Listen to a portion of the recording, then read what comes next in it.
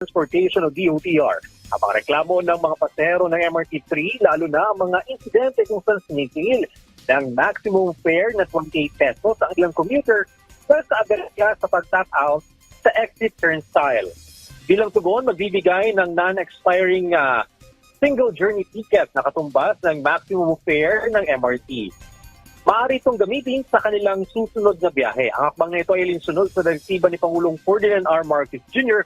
na agad tugunan ng mga isyong kinakarap na mga paserong gumagamit ng cashless payment methods gaya ng debit at credit card, QR codes at NFC-enabled mobile devices. Upang makakuha ng libreng single journey ticket, magtungo lamang sa alinmang ticket booth ng MRT at ipakita ang patunay ng nabigong pag-tap out transaction. Ayon kay DOTR Secretary Vince Dizon, humihingi sila ng kaunting pag-unawa sa ilang problemang nararanasan ngayong pilot run. Pero makakaasa mga pasero na ngayong Agosto, madaragdagan pa ang cashless turnstile at tuloy-tuloy ang system upgrades para maiwasan ang mga aberya.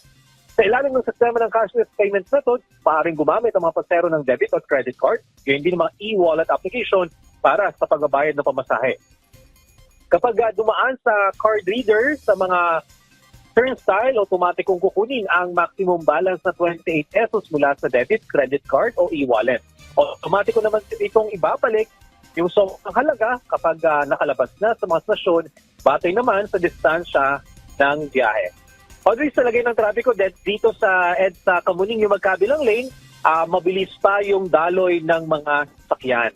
Paalala naman sa ating mga motorista ngayong Lunes, bawal po ang mga sakyan na may plakang nagtatapos sa numerong 1 at 2 mula alas 7 ng umaga hanggang alas 10 ng umaga at muli alas 5 ng hapon hanggang alas 8 ng gabi.